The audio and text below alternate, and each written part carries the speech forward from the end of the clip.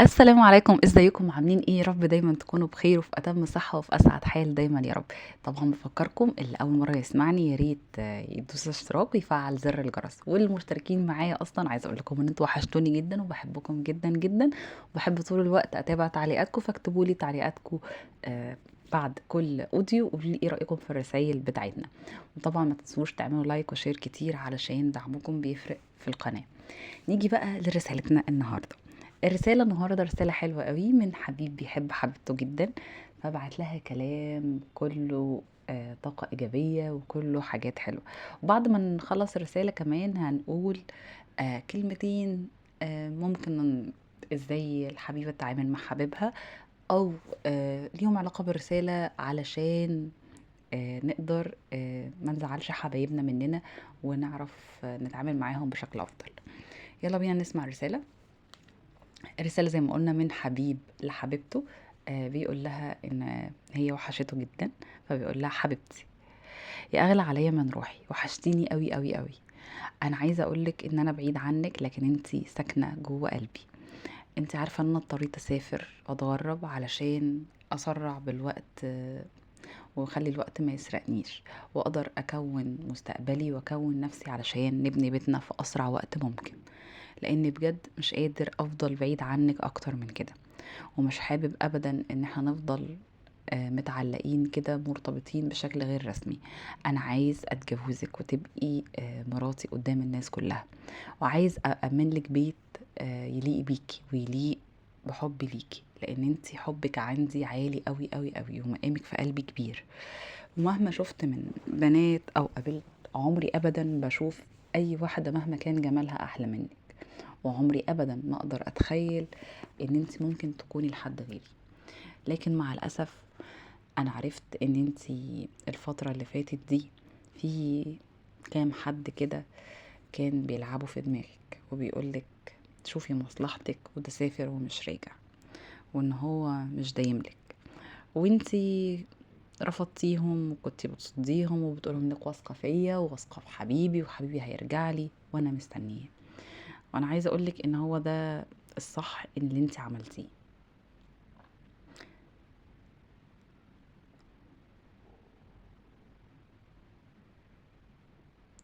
لانه مش طبيعي ابدا ان انت تكوني تصدقي اي حد غريب كده يقولك ان حبيبك ما هواش بيحبك، او بيضحك عليكي وبيقول اي كلام، وان انا كنت بضيع وقت وبتسلى معاكي وخلاص.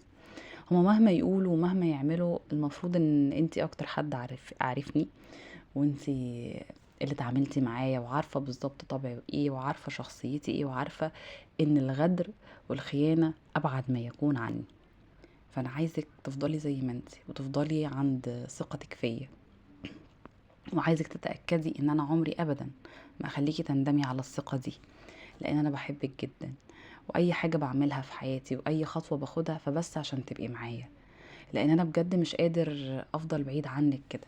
انتي ما تعرفيش انا بتعذب ازاي وانا بعيد، بس اللي بيهون عليا ان انا بعمل كده علشان نبقى مع بعض لاخر عمرنا.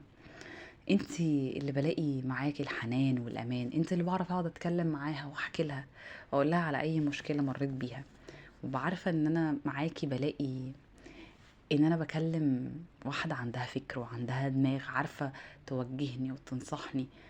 مش بحس ان ليكي مصلحه، او ان انتي زي البنات التافهه اللي مش في دماغها يوبا انت تقعد تدوشنا بشغلك وبمشاكلك. لا، ده انت بتبقي حريصه جدا ان انت تعرفي كل تفصيله عني، حريصه جدا انك تشاركي كل حاجه بقولها، وانك تبيني لي قد ايه انت مهتمه بده، وقد ايه تعبي وشغلي فارقين معاكي.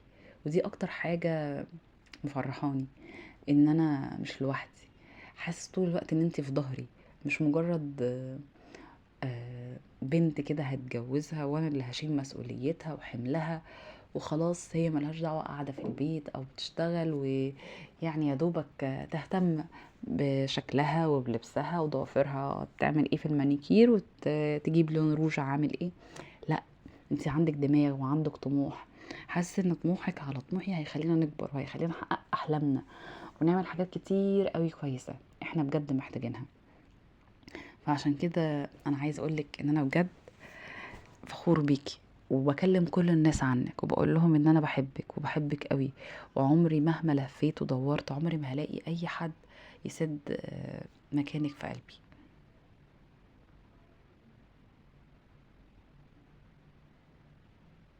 علشان كده عايزك طول الوقت زي ما انا فخور بيكي تكوني انت كمان فخورة بيا وتكوني واثقة فيا، واي حد يحاول يوقع ما بيني وما بينك ما تتردديش انك تقطعي علاقتك بيه، انك تخرجيه من حياتك فورا، وقولي لهم ان حبيبي بيحارب علشاني لان انا فعلا بحارب علشانك، بحبك قوي.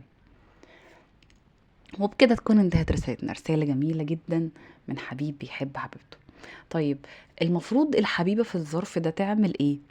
يعني تعالوا كده نشوف. آه انت دلوقتي حبيبك مسافر وبيتغرب علشان يشتغل ويعمل حياته ويكون مستقبلكم سوا، لان طبعا احنا عارفين ان مش في كل مكان ممكن يلاقي فرصة كويسة براتب كويس محترم يقدر يعيشكوا حياة كريمة. فبالتالي اغلب الشباب بيدوروا على فرص كتير للعمل برا البلد، منهم اللي ربنا بيوفقه وبيلاقي فرصة كويسة، او من رايح مثلا على فرصة مش احسن حاجة بس من خلالها بيوسع علاقاته ويوسع دايرة معارفه، فبيقدر يلاقي شغل كويس ويقدر يزود دخله علشان يشتغل وعلشان يعمل حبة فلوس، لان احنا طبعا عارفين ان كل حاجة في الحياة بقت غالية جدا. فالله يكون في عون الشباب. فانتي بجد طول ما انتي حاسة ان حبيبك بيحبك فعلا وبيتعب علشان يوصل لك وبيتعب علشان تبقوا مع بعض، المفروض تقفي جنبه، المفروض طول الوقت تكوني مسانداه، تقولي له ان انتي واثقة فيه، ان انتي معاه. انا ما بقولكيش تنزلي عن حقوقك، لا. طبعا انتي من حقك ان تدخلي في بيت انتي محتاجة شكل معين بتحلمي بيه. كل البنات من وهي صغيرة بيكون ليها شكل معين كده بتحلم بيه، في فستان فرحها، في شكل فرحها ازاي، هتبقى عاملة ميك اب عامل ازاي، نفسها في بيت شكله ايه، شقتها الوانها ده، كل حاجة بتحلم بيها البنت. فانتي حقك تحلمي، بس برضو حق حبيبك عليكي انك انت تساعديه وتقفي جنبه، وبالذات لو هو حد كويس وحد بيشقى وبيتعب مش اتكالي كده، لان دلوقتي في موضة كتير قوي ما بين الشباب ان هو ممكن يقعد في بيتهم آه مستني باباه يساعده، مستني والدته تساعده، مركونة على قرشين وارثهم. وفي ناس ما ينفعش احنا نقول عليهم رجالة، بيبقى مستني شريكة حياته هي اللي تساعده. انا ما بقولش ان المشاركة ما بين الاتنين غلط، لكن على الاقل البيت في الاول محتاج ان هو اللي يقوم بيه واللي يبنيه الراجل. فانت لما تلاقي معاكي راجل بجد اقفي وساعديه وسانديه باللي تقدري عليه، ما تدروش فلوس في ايده، طبعا ده امر مرفوض تماما. لكن ان انت مثلا ما تغليش في طلباتك، ما تطلبيش فرح في مكان بالشيء الفلاني. الفرحة الحقيقية في القلب، البسي فستان فرح واعملي حفلة لطيفة في مكان لطيف، اعزمي اللي بيحبوكي واللي بيحبوك وانبسطوا سوا.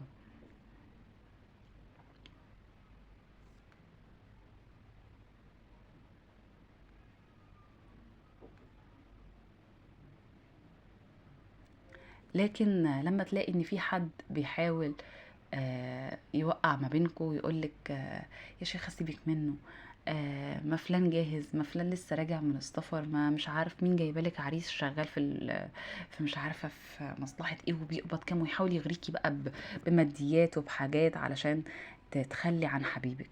لا، كده تبقى انت يعني عملتي معاه ممكن موقف عمره ما يقدر ينساه ولا يتخطاه طول حياته.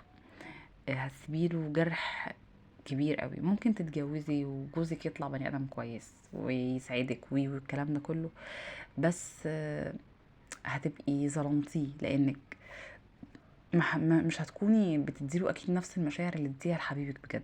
هتكوني اتجوزتيه علشان شايفة ان هو هيقدر يحقق لك احلامك دلوقتي.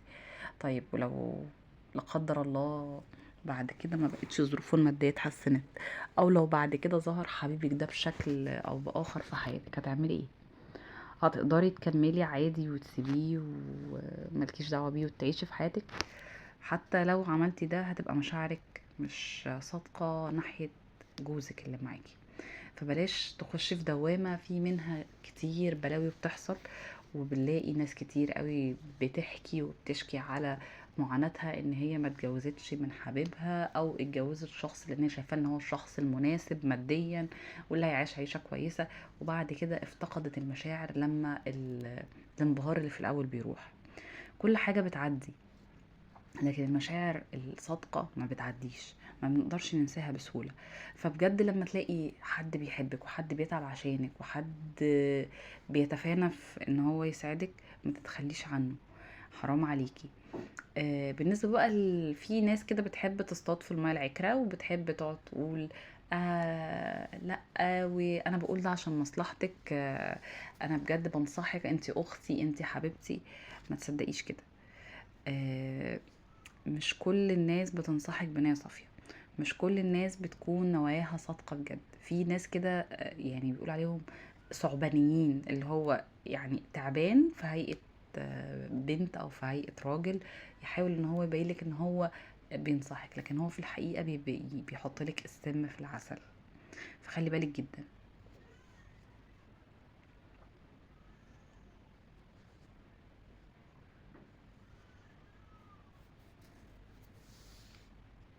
فبجد احنا مع الأسف بنعيش دلوقتي وسط مجتمع مش بيحب، مش كلهم بيحبوا الخير لبعض. في ناس بتبقى مريضة، في ناس بيبقى عندها عقد كده او حصلت لها مواقف اثرت عليها، بتخليها غصب عنها مش قادرة تشوف اتنين كويسين او اتنين مبسوطين، بتبقى عايزة توقع ما بينهم. فانت المفروض تكوني، بما انك واحدة وبتحبي حد وفي ما بينكم ارتباط روحي وارتباط، آه، اتعاهدتوا مع بعض ان انتوا هتكملوا مع بعض، وتعاهدتوا ان انتوا تبنوا حياتكم سوا، فما تخليش حد يدخل في النص يهد العلاقة دي. لان انت مش بالسهل تلاقي حد يحبك، ومش بالسهل تلاقي حد يحبك وتحبيه. يعني في مشاكل كتير بتحصل، ساعات بتلاقي انت حد يحبك، ساعات انت ممكن تحبي حد فيبقى هو ما حبكيش، او انت، او هو لو هو حبك انت مش حباه. فلما تلاقي نفسك انت بتحبي حد وحد بيحبك والعلاقة تمام، بس في شوية معوقات كده مادية، امور صغيرة ما انتش عارفين تتخطوها، كل الحاجات دي بتتحل. لكن مادام الشخص اللي معاكي دينيا كويس ملتزم، ما بيطلبش منك حاجة غلط او حاجة حرام، مادام بيحبك بجد وبيخاف عليكي وبيراعي ربنا فيكي، مادام بيوعدك وانت شايفه ان هو بيوفي بوعده ومش خاين مش كذاب مش غدار، كل الحاجات دي هي الأساسية. بعد كده أي حاجة تانية تعدي. الأمور المادية محدش من الشباب يكون لسه متخرج أو مخلص جيش أو لسه في أول شغل في حياته ويقدر إن هو يعمل بيت أحسن ما يكون ويعمل فرح فاحنا لازم نستنى مع بعض شوية. يوم ما تحبي تاخدي نصيحة ممكن تاخدي نصيحة من والدتك، من أختك الأكبر منك. بس طبعا والدتك هتكون خايفة عليكي جدا، بس في أمهات بتوجه بناتهم بطريقة ممكن فيها خوف شوية، اللي هو طب انت هتربطي نفسك جنبه هتعمل. فلا، هي اكيد برضو لو حست ان الشخص اللي انت مختاراه راجل بجد، هي بنفسها هتدعمك وتقولك استنيه، لان اكيد هي بتحبك. لكن ما تعتمديش انك تاخدي نصايح من صديقات، لان مش كل الصديقات انت عارفة ايه اللي جواها.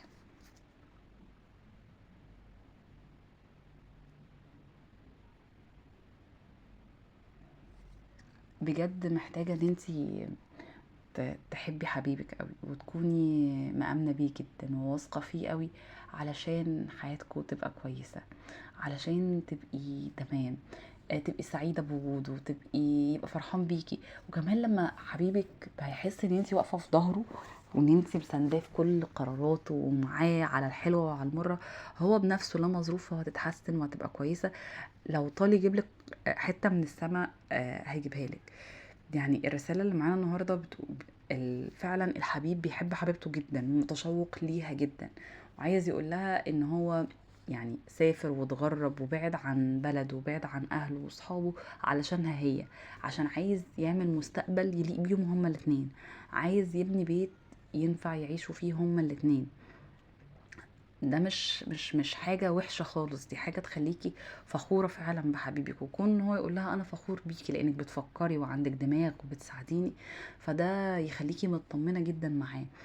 تعرفي ان انتي مع راجل مش هيكبتك، مش هي طول الوقت هيبقى حابسِك أو مش عايز إن أنتِ تفكّري وحاجر على رأيِك، لأ بالعكس ده هيخلّيكِ تشاركيه وياخد رأيِك في حاجات وياخد رأيِك في أمور حياتكم، فيعني اللي هو أنتِ فعلًا هتبقي شريكة حياة.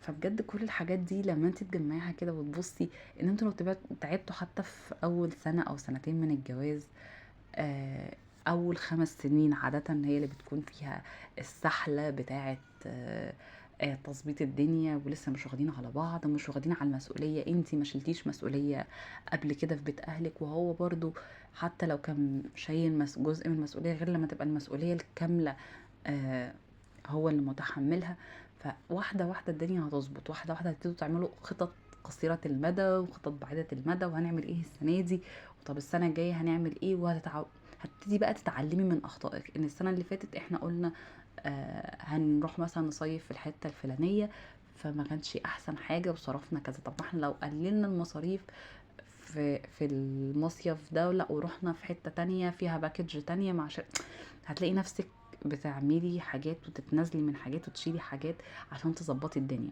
طيب أنا كنت داخلة مثلًا عاملة حسابي إن أنا باشيل جزء معيّن من دخلنا علشان جزء ادخار، استثمار، حد تعب، حد حصل له حاجة، لأ طب ما أنا أزوّد المبلغ ده شوية، طب ممكن هتلاقي نفسِك غصبٍ عنِّك الحياة بتفرض عليكِ إنِّك أنتِ تشغّلي دماغِك وتسانديه وتفكّري وتشيلي من هنا عشان تكمّلي هنا وتضبّطي الأمور، وهي دي الحياة، الحياة مشاركة فعلًا ما بين طرفين، فدي المشاركة اللي مطلوبة منِّك، إن هو يشتغل ويشقى ويتعب وأنتِ قادرة تشتغلي وتساعديه ويكون ليكِ كيانِك وكاريرِك، طبعًا مش غلط خالص، بس برضه ده ما يجيش على البيت، لإن البيت هو الأساس، البيت هو اللي هيخلّيكِ تعرفي تعملي أسرة كويسة، ولادِك محتاجينِك تشتغلي معاهم.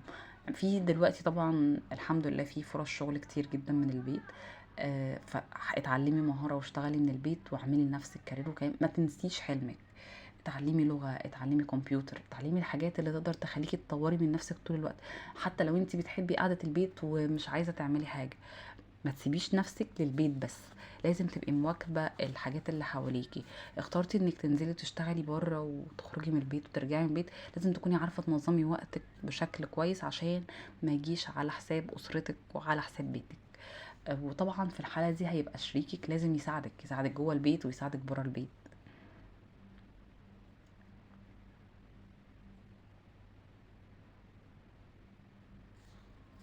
لإن فعلًا الحياة مشاركة، ما ينفعش أنتِ اللي تفضلي مسحولة في شغل البيت كلّه لوحدِك، ما ينفعش إن أنتِ تسيبي الدنيا خالص من البيت، ما لكيش دعوة بالبيت وأنا باشتغل برّه وتمام وهي دي لأ، لازم تعملي موازنة وهتقفي كده واقفة مع نفسِك، محتاجة إيه في بيتي أعمله إزاي 1، 2، 3 هتلاقي نفسِك بالتدريج وصلتِ لقانون مثالي أو الطريقة المثلى اللي أنتِ تعرفي تتعاملي بيها جوّه بيتِك، جوزِك عايز منِّك إيه، ولادِك محتاجينِك في إيه، إزاي تبتدي تخططي لحياة الولاد، طيب أنتم هتخلّفوا في الأول والّا هتأجلوا الخلفة مثلًا شوية؟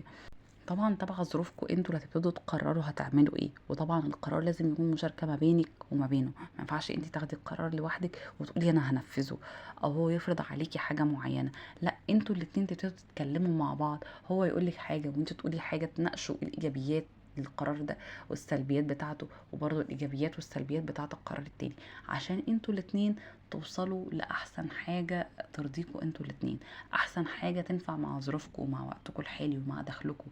كل ده هو اللي هيخلّي الحياة تمشي، المودة اللي ما بينكم أنتم الاتنين، لمّا هو يفوّت لِك حاجة وأنتِ تفوّتي له حاجة، لقيتيه عمل حاجة مش لطيفة، ما تعاتبيهوش قدّام الناس، تبتدي تقولي له مثلًا بينِك وبينه أنا الموقف ده زعّلني، ردّك في الجزئية دي ما كانش أحسن حاجة، شُفتك لكن ما تحاوليش تقلّلي منّه قصاد حد أو تعاتبيه قصاد حد، لإن ممكن حتى لو يا خبر بيغلّطوه أو بيعملوه، هييجوا ما بينهم وبين بعد كده من وراكِ في ضهرِك هيتكلّموا عليكِ بشكل مش كويس وهيتكلّموا عليه بشكل مش كويس، مش كل الناس كويسة، مش كل الناس اللي بتبيّن في وشّها وتضحك وتحاول تبيّن لِك قد إيه هي لطيفة، هو ده اللي بيكون جوّه قلبها، فإحنا بجد محتاجين ان احنا نكون واعيين اكتر، إن محتاجين ان احنا نقفل على نفسنا اكتر. لان كل ما بتسيب الدنيا مفتوحة، وكل ما كل حد بيتدخل في حياتك وفي علاقاتك وفي الدنيا، ايه بالظبط اللي ما بينك وبين الشخص اللي مرتبطة بيه، وصلت الدنيا لايه. حتى لو في مشكلة في حاجة، مش لازم كل الناس تعرف. كفاية مثلا لو حد زي ما القرآن عندنا بيقول مثلا آه، طرف من أهله حكم من أهله حكم من أهلها. لو حد من عندك يعرف وحد من عنده، اللي هو حد كبير، هيحكم ما بينكم انتوا الاتنين، يوصل للدنيا أحسن حاجة ايه. لكن مش تحكي لصاحبتك وتحكي لصاحبة صاحبتك وخطيبة مش عارف مين وهو يحكي لصاحبه، الدنيا كلها تعرف. صحابه هيبقوا واخدين منحازين ليه، وانتي صحابك هيبقوا منحازين ليكي، وده يبتدي يسخنك على ده. هتلاقي المشكله الصغيره كبرت. وحتى لو انتوا الاتنين اتصالحتوا بعد كده، انتوا الاتنين هتكونوا سامحتوا بعض والدنيا تمام ما بينكم، هيكونوا هما اللي لسه فاكرين الموقف اللي حصل ما بينكم، ان هو زعلك في ايه او انتي زعلتيه في ايه. ويبتدي مثلا لو حصل موقف تاني او جبتي سيرته، يا شيخه ده كان بيعمل لك، يا سيدي دي كانت بتعمل لك. فبجد احسن حاجه ان انتوا ما تطلعوش اسراركم بره، ان تكون حياتكم مقفولة عليكم انتوا الاتنين. لان المشاكل لما بتطلع براكم انتوا الاتنين الموضوع هيكبر، لكن معاكم انتوا الاتنين هتتلم. فربنا يا رب كده يعني يكرمنا جميعا ويرزقنا كده يا رب بالصاحب اللي بجد اللي ينصح ما يضرش. دلوقتي اقول لكم السلام عليكم، واستنوني مع رسالة حب جديدة.